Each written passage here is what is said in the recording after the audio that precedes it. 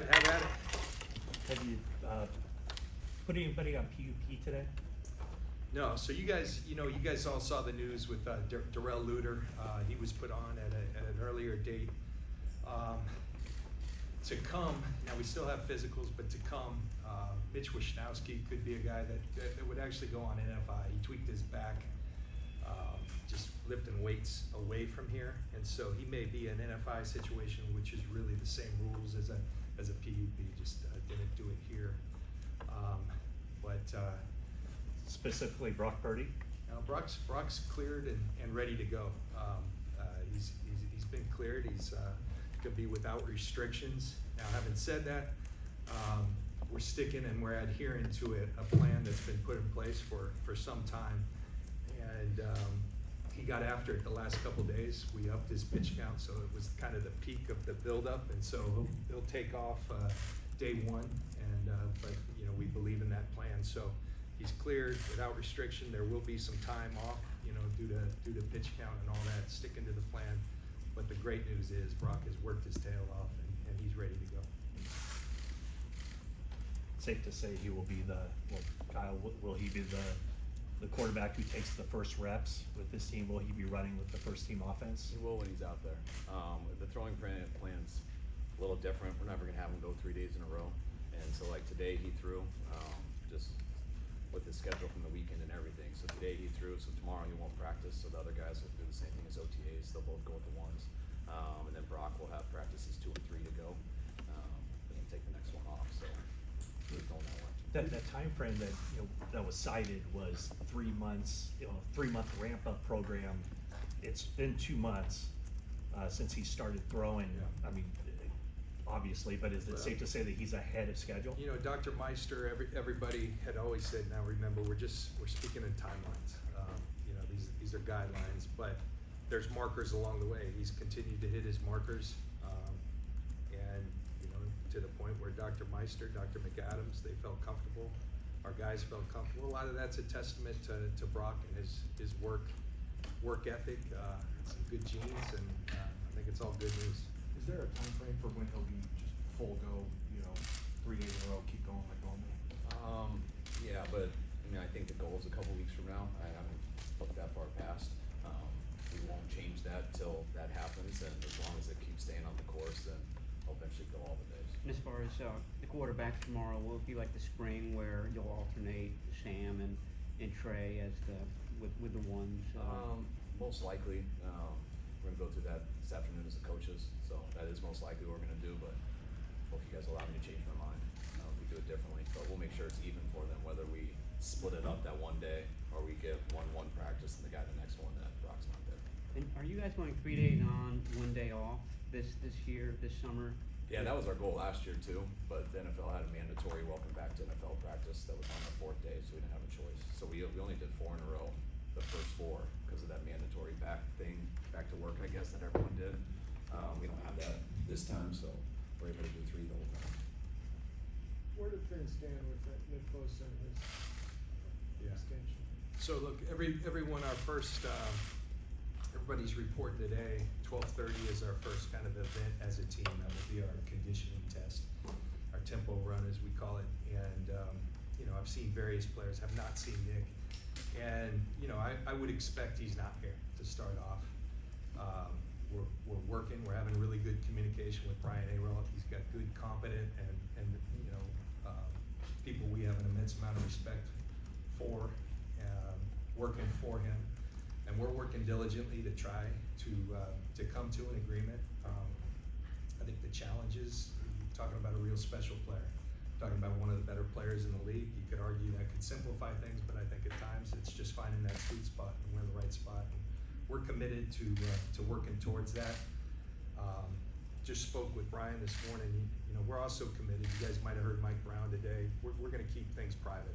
I always appreciated that as a player. I feel like there's some sanctity to those things. You don't want everything being aired out. And so we've agreed with Brian and Nick to keep our dealings private. So I think that's the extent of what I'll say. And when there's updates, we'll give them to you. And would you expect him to get on the field and practice with his teammates without a new contract?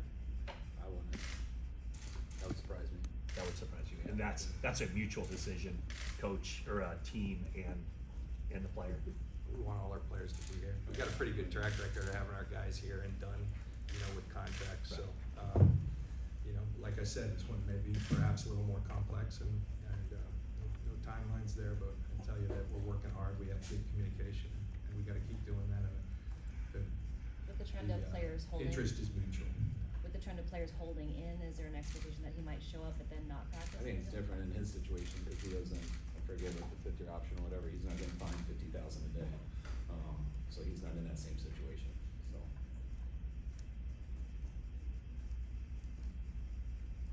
Reports of Trey Lance since he's been back. Did you talk to him throughout his work with Jeff Christensen? Yeah, Trey and I will FaceTime here and there over 40 days away, and, Trey's in a great spot, he's pumped to be back, feeling as good as he has, and he had a great OTAs, and really excited to get started for this. Did you guys tell Trey to work with Jeff Christensen, recommend Jeff Christensen, or did Trey find him on his own? No, he found him on his own, we never really pick who they work with, they all have different guys. You guys describe what you've seen out of Brock and his throwing, just the velocity of it. You said you ramped him up, so what are you seeing from him so far? We don't get to see a lot because we're not out there in person with them, but I get videos sent to me all the time when I'm 40 days away, and I'm allowed to watch from my window, so I got to see that pretty good this morning. And he looks like Brock, and that's when you talking to like quarterbacks who've had this and stuff before. Like I remember talking to Steve Berline, and he had this, and it was so scary. But kind of what he told me is how it usually goes. It's a clean thing, even though it takes a while. But they always say like 6 to 9 months because it is clean, and if everything goes right and you do all your stuff. I just remember him telling me it most likely would be like that if it was for him. And just watching Brock go through it and watching all the steps and the milestones that he had to get to and watching him throw every day, it looked like that. So I always thought in my mind, just so I wouldn't be disappointed, it would take a few weeks in camp. But he always looked like he would be ready because you didn't see any setbacks. And just talking to other guys, that's how it ended up. And watching it on our own, I thought it would go that way, but you don't really say that. You wait to hear it from Brock, and to get back and talk to him last week and just to hear how he felt just mentally and being able to see physically, he's ready to go. So, well. I think he deserves a ton of credit for the work he's put in. There's a lot of people involved. Dr. Meister, I really sent him a message today how much I appreciated him sticking to his guns. Remember the delay in the surgery. Would have been really easy to succumb to pressure. A lot of people whose livelihoods depended on that. He made the decision it was best for him, and ultimately I think that proved right. And everybody from Ben Peterson, Dustin Little, who worked tirelessly, Ryan Donahue, with Brock, I think they've done one heck of a job. Down to he works with the throwing guys down in Jacksonville, been spending some time there the last few weeks. Done a really, really good job, and from all accounts, he's doing really well. And it's been a cool process. You guys check in with Nick Mullins at all to see, timelines, things like that, text or? I didn't, but I remember when Nick did it, and that was his last time with us, and just hearing how bad it was, I was like, man, he's not gonna be able to do it next year probably in the preseason. He wasn't with us, so I didn't investigate a lot of it, but I remember watching him right there in the preseason. So yeah, I kinda had the same feeling just from his results. How pleased are you with the work Trey's done with Jeff Christensen, and how different does he look as a thrower to you, or does he look different? He looks healthier. Healthier. I think his speed looked better.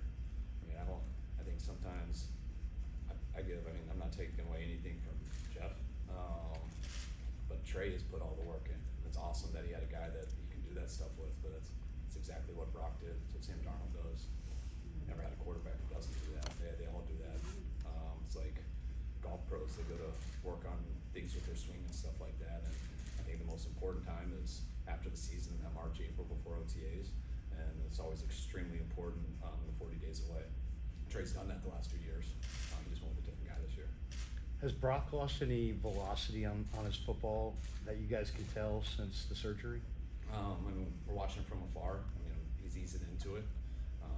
So we're not asking, we haven't seen his max velocity. I'm not trying to see that yet. It'll be back to how it was. I was hoping for like a rookie of the year type thing. If you see that movie when you're younger, just come back all of a sudden like the fastest on the planet. But I think it's going to be the same. We got to see him in person a little bit more out there with players and stuff. And I know the data says no. They had it. They had the GPS wearables these guys all wear these days, and good. Coming so close to the last few years, I know there's no way to predict how long a window is open to win a championship, but how much do you guys sense that urgency to get this done with this core of players, you know, and get over the hump and win the whole thing? Every day, I mean, every day we feel it, it's our jobs, and, we've got a lot of belief in this team. That's why you go get a Javon Hargrave and add him to the mix, even though, we've got a lot of, highly compensated players, because you've got belief in this group. Without that belief in this group that we currently have, the culture, belief in this guy and his ability to lead this organization, you don't do those things. But we have that much belief, that's what we're here for, and, now we gotta go do it. Kyle talks a lot, his dad used to talk a lot when I played for him. All you want in this league is a chance, and not everybody has that chance. We're a team that has a chance with the way we're constructed, the way we're coached, the character in that locker room, the talent in that locker room. Now it's our players' jobs to take that ownership. It's all of our jobs to give it our best shot. We do have a chance, and I think we have a really good one. I like this group as it's constructed, and there's a lot to like. Now we gotta go do it. How do you feel that? I feel the same. I mean, it's one of the reasons we came here, you know, when we talked to Jed and everything, just the commitment he wanted to have and what we use as a first-class organization, which is just to do everything the right way and every year to try to give yourself a chance. And it's hard to do that in this league. We felt, you know, first 2 years we were here, we worked really hard to get there, and I thought we did. And really since year 3, I felt we've been in that position every year, and we feel no different this year. Usually by this time of the year, going into a camp, especially after putting everything together off season, you always feel the best you felt compared to other years in the past. But that's what our goal is to be, and that's what our goal is to be next year too, and to keep doing that. But all we have is a chance, and not everyone does. And now it's what do we do with that, and that has to do with what we do going forward. How hard do we work? How hard do these guys work when they're away, which allows them to, you know, us to get better in this month. How good are we in week 1, and how good are we in week 17? And what do you do in those 3 or 2 playoff games? So there's a lot that goes into it, and we like where we're at right now, but now it's time to start. We talked to Deebo the last minicamp. He was pretty harsh in his self-assessment on how he played last year. He said it was awful. And he said he'd sat down and watched film with you, and that was part of the reason that he came to that decision in terms of his own self-criticism. I'm curious how you look back at his season. Was he a disappointment last year at all, or is he just being self-critical, or how would you describe that? I mean, I don't think Deebo had to be that harsh on himself to you guys, but it was cool to watch. Deebo's one of the best players in this league, and anytime he doesn't play like one of the best players in this league, everyone's going to be disappointed, including himself. And I think that was the case. It's a fine line to say that he was awful. Just because he wasn't one of the best players in the league, I think he was disappointed. I think he can get back to playing a little bit more like he did in 21. I think he took one small step back, but that doesn't mean he can take 2 steps forward. And where Deebo was at, I think the last time you guys saw him showed that his mind was right to get back to that spot. And that's what's been real cool with him in these 40 days away. Just seeing him yesterday for the first time. Never had a grown man send me so many pictures with his shirt off.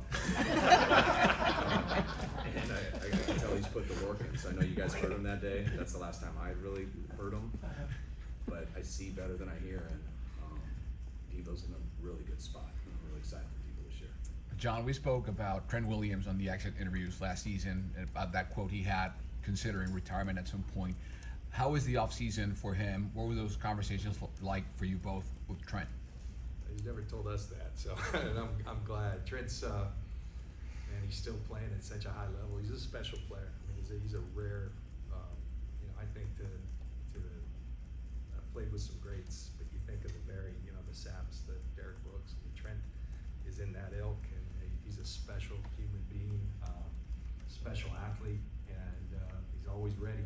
And provided he's having fun, and I think provided he believes that we have a chance to go compete, he's still in this thing very much, and we're very grateful for that. He's a pro. He really is. He kind of does it quietly, but his game is not quiet at all. He's a unique athlete, and really over time I've gotten to know him. I think he's a unique person. Got some unique character to him, and so he's the total package.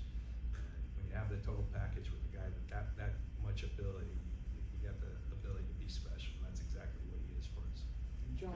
realize you're just starting this season, but as you look to 2024 and the salary cap commitments that you have, is that gonna be the most potentially kind of creative financial dance you'll have to do? And does any of that kind of factor into the complexity of Bosa's contract costs? Well, we're always forecasting, you know, I'm blessed to work with some really talented people with Prague and Brian Hampton, and their group, and they do a tremendous job of always looking out. That's our jobs, to look out and forecast out 3 years, and not just think about this year. And we had the pedal down, sure, and but is it doable? Yeah, we believe, you know, we budgeted for a lot of things, and we always want to stay aggressive. We want to push the limits, and we have ownership that allows us that opportunity to do it. At some point, you know, there's some realities that have to happen, and that we're no different. Everybody plays under the same system, so that's our challenge. 24, there will be some challenges, but we prepared for a lot of that, and confident we can make it work and still keep our team very, very competitive. Well, what's the structure like under Prague? I know now with the Leeds acquisition, he probably has to be in 2 places at once. So who are the other guys that really deserve kind of a spotlight here? Well, as we, you know, Hamp as we refer to him, Brian Hampton, he's you know, Brian's done a lot here for a lot of years, oftentimes behind the scenes.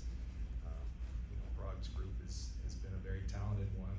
Jeff Diamond's another guy, Jeff Wiedemeyer, those are the names, but they're really good workers, and collectively, you know, we can do it. Prague's gonna have some responsibility with Leeds, but he's had that, so not a lot has changed, I guess.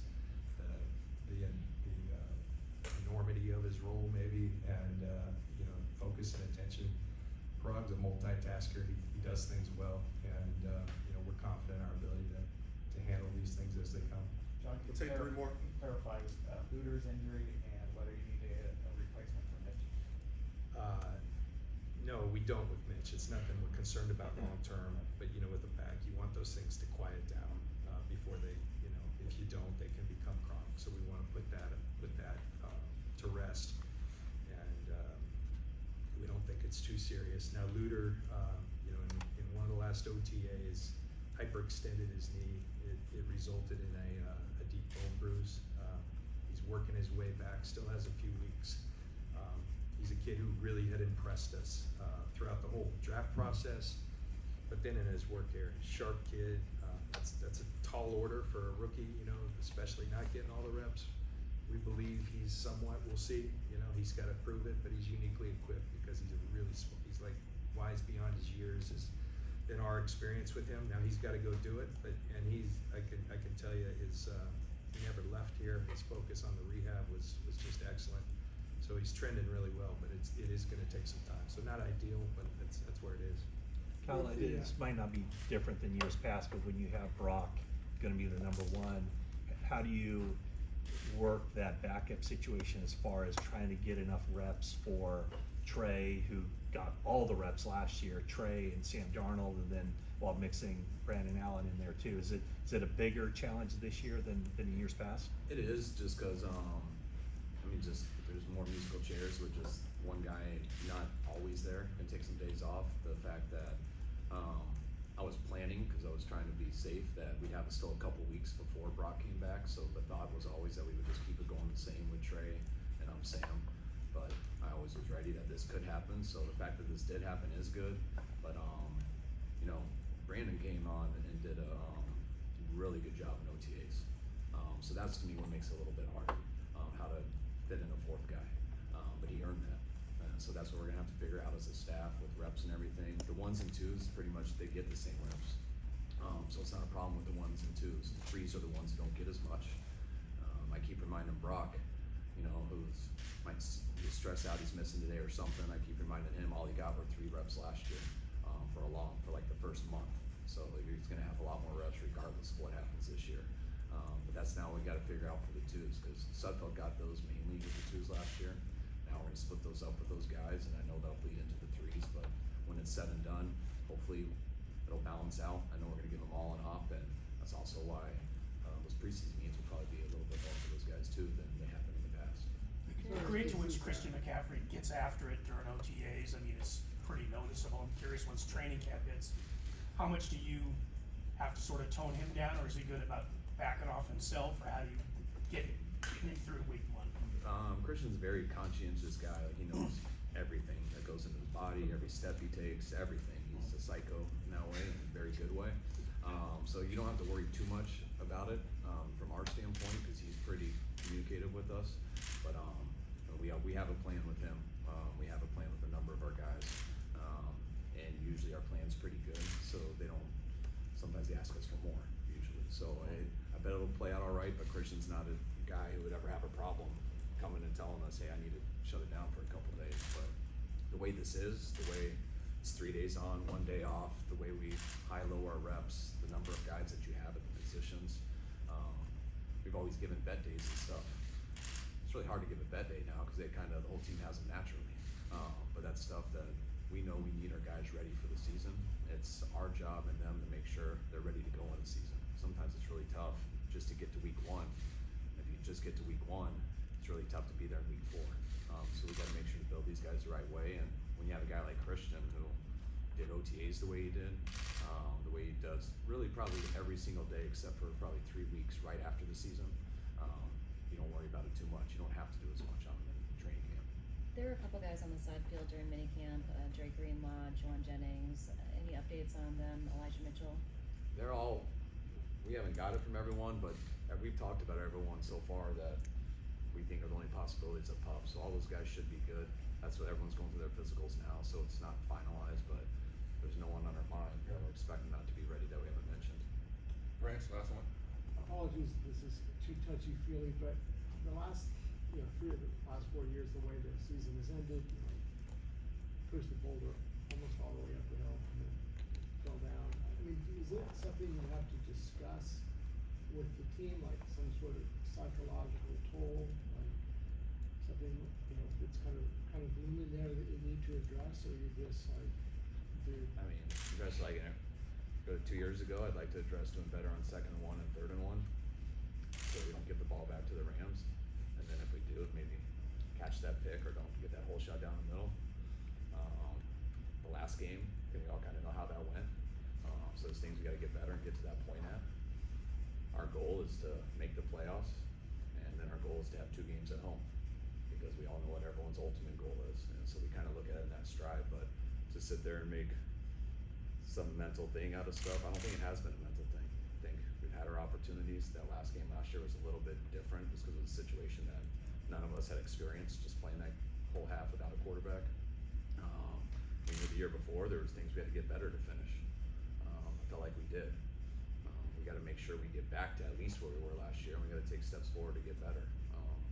But no, we don't make too much of a deal out of that stuff. I think I like it because our players have experience doing that stuff. There's not many guys here from 2019.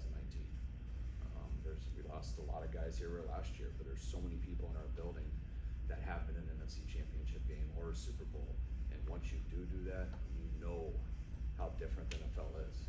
I felt bad for guys like Ayuk and stuff for their rookie years or the COVID year.